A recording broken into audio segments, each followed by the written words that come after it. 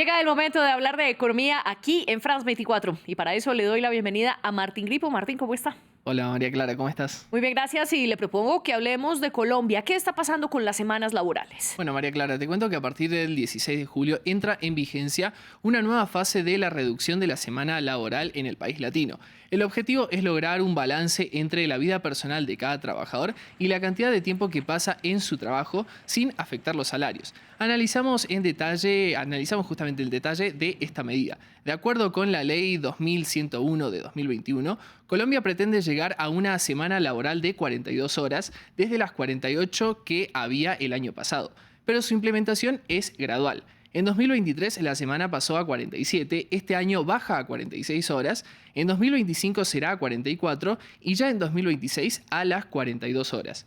Una vez entre en plena vigencia esta ley, dejará en potestad de los empleadores los denominados días de familia, al que cada trabajador tiene 2 veces por año, uno en cada semestre, y es usado para que un empleado se libere de sus compromisos laborales y pueda dedicar tiempo a su familia.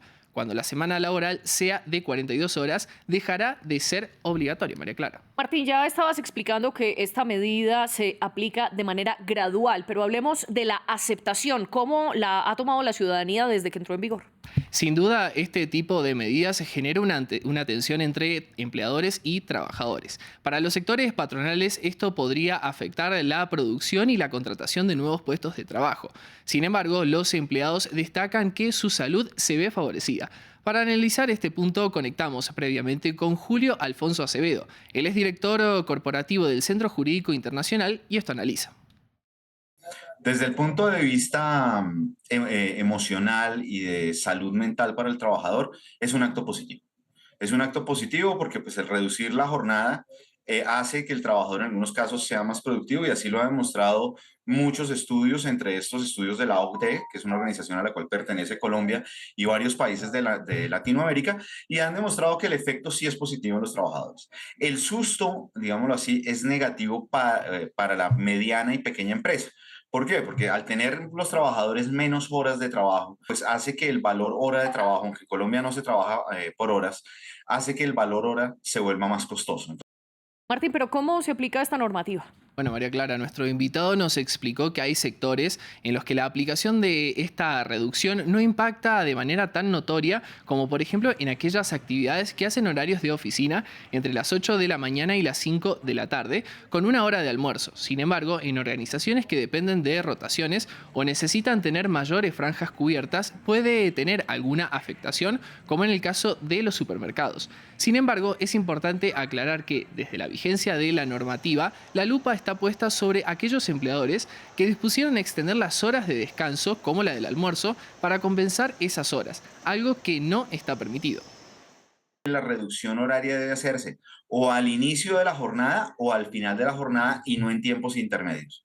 Entonces, estas empresas que desafortunadamente no están todavía al tanto de la situación lo están haciendo mal porque muchos, digamos, una reducción de una hora a la semana en 6 días laborales, estamos hablando de 10 minutos diarios. Entonces, muchas empresas lo que hicieron fue alargar el descanso del mediodía, del almuerzo, 10 minutos, y eso pues obviamente hoy en día lo está censurando la autoridad administrativa y lo que se busca es o que lleguen 10 minutos más tarde o que lleguen 10 minutos más temprano y compensar la hora durante los 6 días de la semana, pues porque nuestra jornada en Colombia, nuestra jornada legal es una jornada de 6 días o 6 turnos.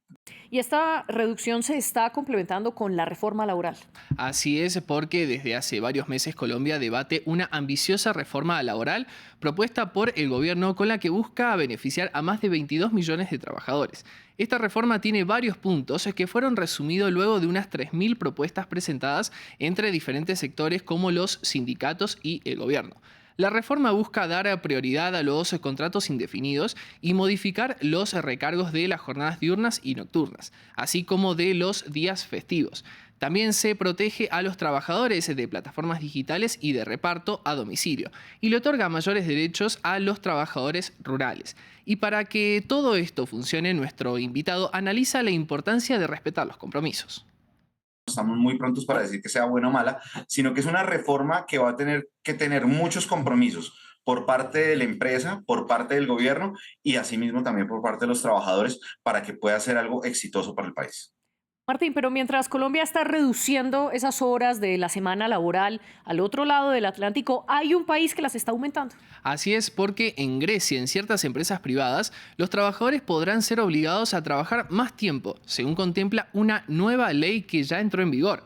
Los empleadores de empresas que funcionan 24 horas, como las fábricas y otro tipo, tendrán el derecho de imponer un sexto día laboral y 48 horas de trabajo por semana en caso de necesidad. Antes de esta ley, la semana laboral era de 40 horas y los empleados recibirán por este cambio un 40% adicional sobre el salario diario por esas 8 horas extras, mientras que si ese sexto día es un domingo o feriado, el aumento asciende al 115%. María Clara. Bueno, Martín, gracias por estas cifras y por la sección económica. Hasta la próxima, María Clara. Y ustedes sigan conectados con nosotros.